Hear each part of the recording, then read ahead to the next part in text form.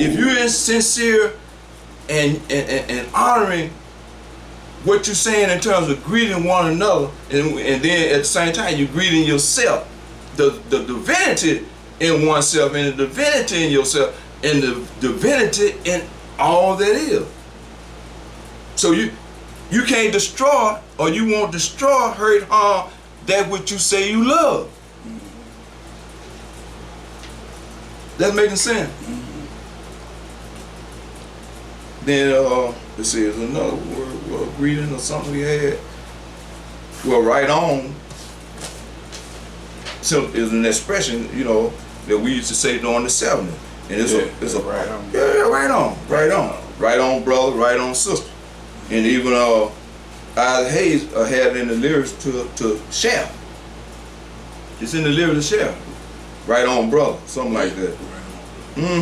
So it's a statement, an expression of positive emphasis of an idea that's cool, that you support, that's good, all that. That's what right on means. So I'm taking Namaskar too, and then showing with right on. It's another word I had here, that these are expressions of greetings that we still, some of us still use today. But the point is, in the greeting, if you're sincere in honoring the greeting, then we cannot and will not say some of the things that we do that's offensive to one another, even to yourself. Just in terms of the greeting, when you understand what it means beneath the surface. And when you say Namaskar, you said it all. That's Namaskar to me, and from my perspective, that's greater than Assalamu alaikum, peace be unto you. That's greater than just saying Hotep, which means peace. When you say Namaskar, you include greater than Salam, you know, in Hebrew. That's greater than all that. It encompasses all those greetings. Because Namaskar is saying, regardless of your appearance, regardless of your body, shape, skin, whatever, clothing, jewelry, everything that you say you possess and own and use in the world, Namaskar is looking beyond that and is speaking and greeting and honoring the depths of you, which is your God self, the divinity within you, and the divinity within everything, and the divinity within the individual. That's what they're saying. So it's encompassing all the positive or progressive greetings or whatever we want to say. It encompasses all of that and more. Because when you say you're honoring and respecting or saluting the God, using that term, God within one another and everything, what else can you say beyond that? Based on our conception of what a supreme force or God force should be. You're saying everything. Because you turn around and say, we say God is everything, using that term, God is everything. You know, or nothing outside the realm or the circle of God. God is the circle, Allah is the circle, Jehovah is all. So when you honoring the energies and aspects in the nature of the God force and everything, what else can you say? Because you're honoring all that's good, honoring, respecting, all that's good, beautiful, uplifting, and true. You honor it. Just in that word Namaskar, in my breakdown on Namaskar, Namaste. You bowing to the divinity within another and within yourself and within the universe. That's our foundation or inspiration and rootedness to build, to rebuild. Because once we did build based on all this understanding, if you don't have your rootedness in the social sense, just like this in the the energetic sense in terms of the Muladhara chakra in the body, then I mean you just out there. Because with the 7 chakras or energy centers, this is the base in order to raise the energy up to what we call the first eye or third eye. Without this here, the first chakra, nothing else happens. That's why it's the root chakra of the energy system of the body. You see what I'm saying? And the energy is getting to the chakras, what's called the kundalini, represented by that snake. That snake is coiled 3.5 times around the base of the spine. That energy is called kundalini or serpent, right? And the base chakra is life. And when we do what it takes to awaken the energy or the kundalini or the so-called serpent at the base of the spine and begins to raise it up, it's being raised up from the root level, the base, this foundation. Here's another point I'm just talking now. The pineal gland is directly connected to your sex gland. That's heaven, that's what's called hell. And when you send the energy out, that's what the Bible calls wasting the seed. When you're overindulged in sexual activity, and it's been weaponized by the system of things, and we don't even understand how and when to have sex. We just have sex because we want to have sex. I'm just throwing in, I'm just talking now. Every human being, not only females, have a cycle. And this cycle, what I'm talking about, is different from what we know as the cycle of a woman. I don't have a book with me. Every month, each human being gets what's called in the Bible a God seed, and I call it a salvation seed. That seed we receive once a month. That's 12 times in a year, because it's one seed, one per month. And that seed you receive, this gets into the science of astrology. That seed from puberty, around about 12 or whatever, in every human being, you receive at the time during the month when your sun sign, right, was when the moon was in your sign, your sun sign at the time of your birth.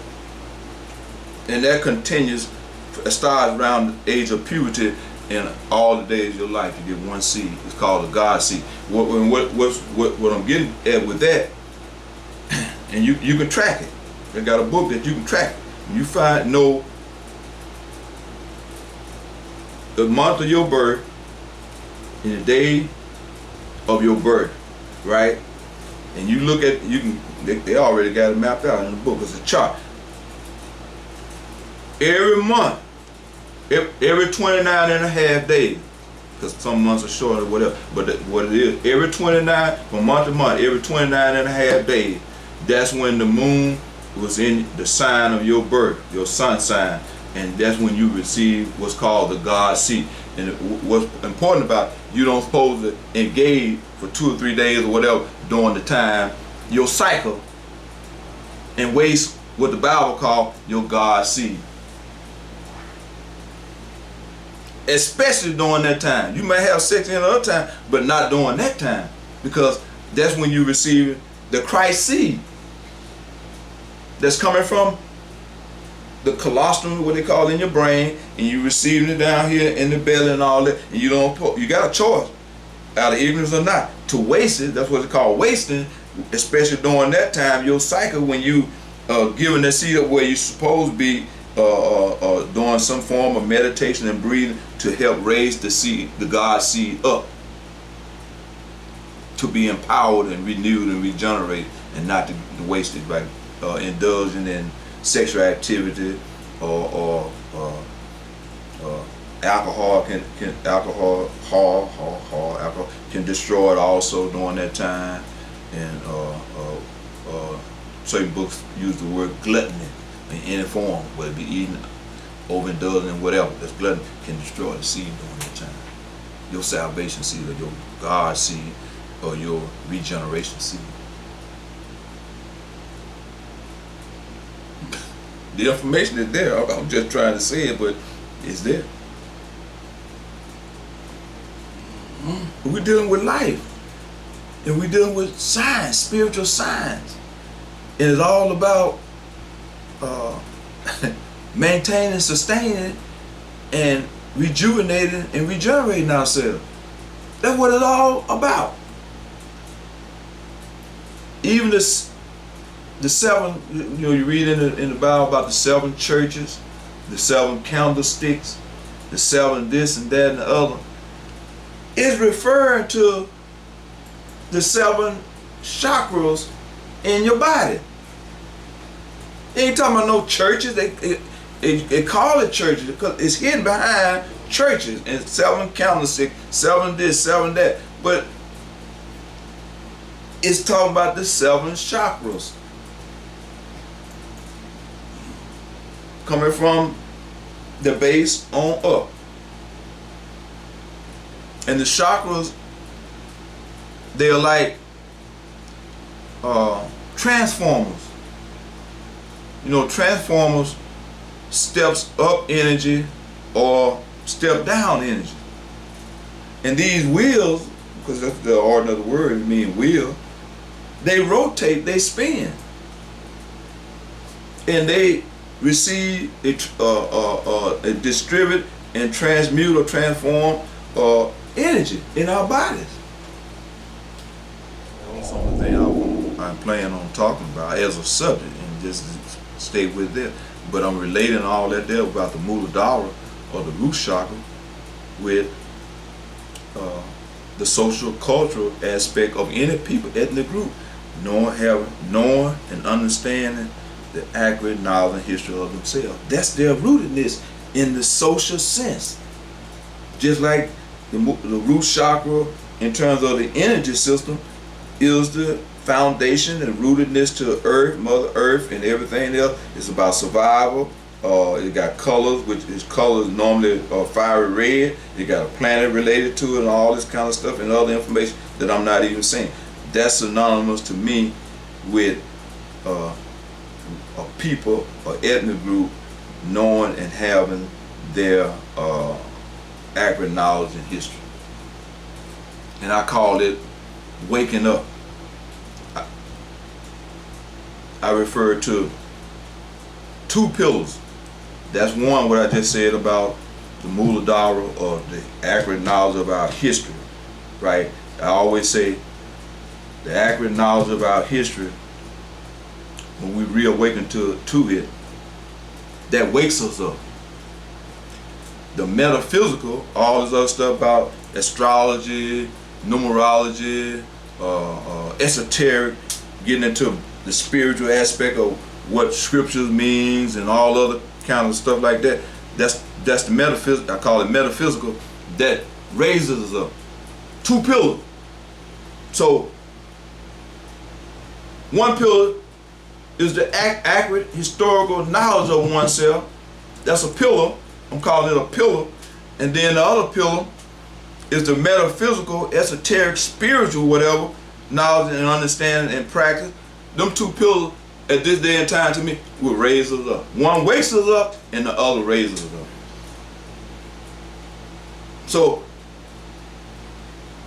people should not throw away their history of themselves. But we're a unique case because it's been twisted and distorted and denied more so than any other people. So we got to reclaim what we so-called lost. And it's happening. It's been happening, but it was twisted. It was robbed. We robbed the other people claim aspect of it. Other people use it right now today, and we just got distorted as a people, distorted pieces of information in our head. And some of you say it don't even mean nothing. It don't matter because it ain't gonna make me no money and all this kind of stuff. We really truly don't know our history and what that means. We have two identities basically, every people. Your historical identity and your spiritual identity. And in the three-dimensional, what's called the three-dimensional, if a people don't have the accurate knowledge and information of truth and evidence of their historical history, they don't know truly their historical identity. And it's very difficult to transcend, to be raised up, because you don't, where's your foundation? Every house must have a foundation. Every building, every structure got a foundation. Where's your foundation? It's cracked, crumbled, distorted, twisted, fallen in ruins. So how can you build?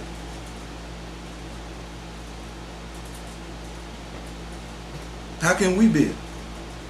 It's almost impossible. It's just like can't quote it exactly. The biblical verse about a man or woman building a house on sand. This shit gonna fall back down. Look how beautiful it look as you build it. Because the foundation ain't strong. Foundation ain't. It's sand. Or the three little pigs. One build what? Straw house.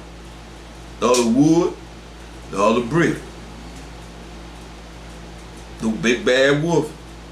Puff and puff blew the wood house down, the straw house down, then the wood house down, wooden house down. He couldn't blow the brick house down because it was strong. And at the same time, three little pigs represent three types of mentality of people. Straw mentality, wooden mentality, and brick mentality, or stone mentality. Come on now, talk to me. Talk to me. Talk to me.